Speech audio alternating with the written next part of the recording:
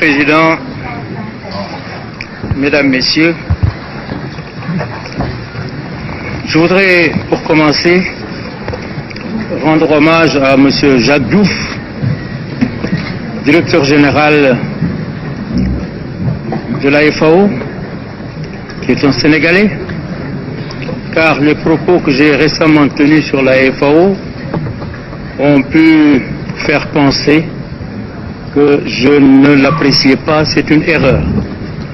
Monsieur Jacques Diouf a été mon candidat.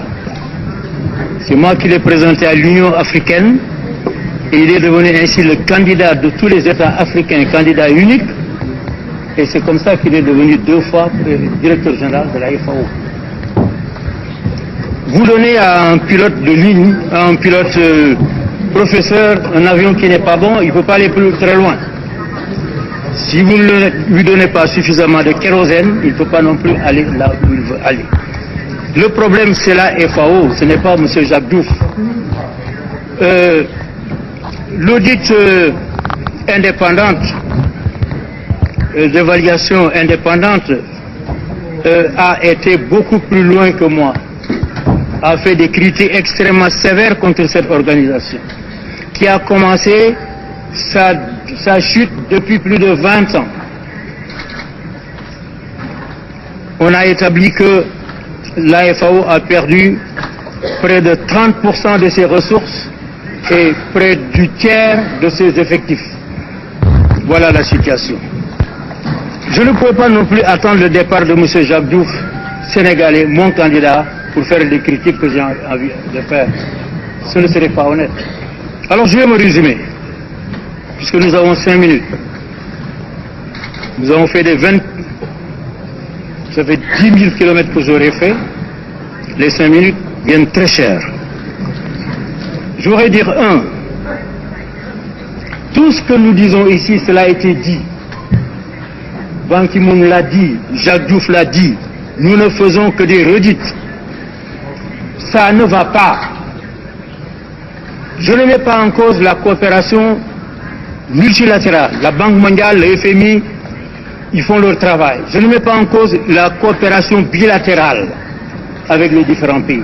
Mais le problème, ce sont quelques institutions internationales qui prétendent s'occuper des questions d'agriculture. Je dis le concept de food assisting est dépassé. Nous ne pouvons pas continuer à être alimentés comme des mendiants, je l'ai déjà dit. Il faut dépasser cela pour assister l'agriculture. Au Sénégal, nous avons fait un plan qui s'appelle la GOANA, la grande offensive agricole pour la nourriture et l'abondance. Ce plan, je l'ai chiffré, vous allez me dire, mais c'est ambitieux. Oui, c'est ambitieux. À 800 millions de dollars. Nous avons 3 à 4 mois de pluie et la saison va commencer bientôt. Après, c'est la sécheresse. Et tout ce que nous plantons pendant cette période pousse. Donc, il faut que nous fassions tous les efforts pour cela. Mais au moment où je présente donc ce plan, la FAO vient de me donner sa contribution à ce plan, projet FAO, type d'assistance, fourniture gratuite d'intrants, engrais et semences, montant du projet 500 000 dollars. Intrants, 298 500, frais 5, consultant international 45 000, c'est cela que nous ne pouvons plus accepter. Ce que nous demandons, c'est nous assister pour développer nos agricultures, pour assurer notre indépendance alimentaire. Et cela, j'ai lancé un pari et nous verrons bien dans les 4 mois qui vont venir. J'ai fait un discours écrit qu'on va distribuer. Je ne vais pas vous le lire. Mais je dirais simplement que, après les critiques de l'audit dont j'ai parlé tout à l'heure, il nous faut penser à une nouvelle institution, ramener toutes les institutions à une seule institution efficace. Pour faire quoi? Pour faire quoi? Mais pour d'abord siéger. Nous demandons qu'ils siègent en Afrique. C'est nous qui avons les plus de problèmes. Pourquoi ils seraient à Rome pour avoir des experts ou des choses comme ça, ou à Washington? Donc, pour nous assister dans l'agriculture, nous avons des terres, nous avons de l'eau pour la plupart. Je parle surtout des pays du Sahel. Ce qui nous manque, ce sont des engrais, ce sont des produits phytosanitaires et des semences. C'est ça là notre problème, c'est pas autre chose.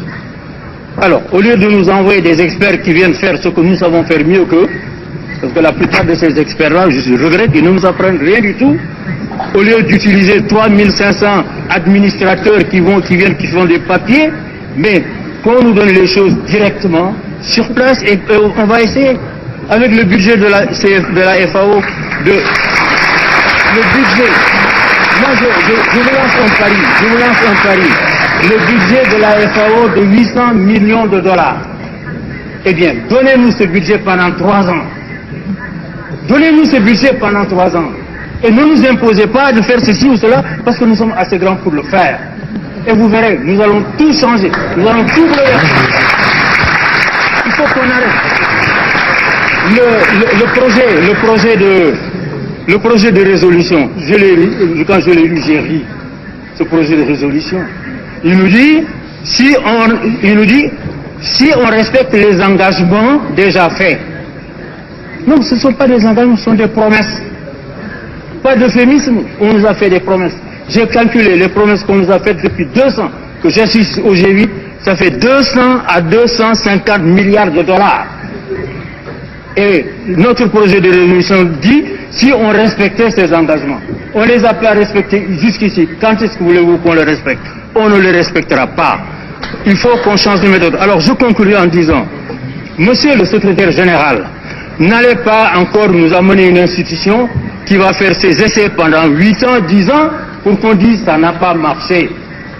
Consultez-nous, faites des réunions régionales en Afrique, en Asie, en Amérique du Sud, et demandez-nous ce que nous proposons. Pour une fois, demandez pas en 5 minutes. Mais organisons une réunion au niveau de l'Union africaine où vous nous demandez qu'est-ce que nous voulons. Et faites ce que nous vous demandons. Et mettez-nous à l'essai. C'est cela que nous vous demandons. Maintenant, malheureusement, en quittant ici, je vais rentrer chez moi. Je vais rentrer chez moi et plus tard j'irai à une réunion de l'Union africaine. Les gens font beaucoup d'espoir sur cette réunion. Je partirai déçu et pas déçu. Déçu parce que je pensais on allait nous demander devant la crise, qu'est-ce que vous proposez? Non. On vient, on se lance dans des considérations sur les considérations des déclarations climatiques. Alors que nous avons traité ça aux Nations Unies. J'étais le président de la 4e commission. On se répète pour se donner bonne conscience. Alors qu'est-ce que nous allons dire là-bas? Chez nous, moi je dirais que j'ai été déçu. C'est ça que je veux dire.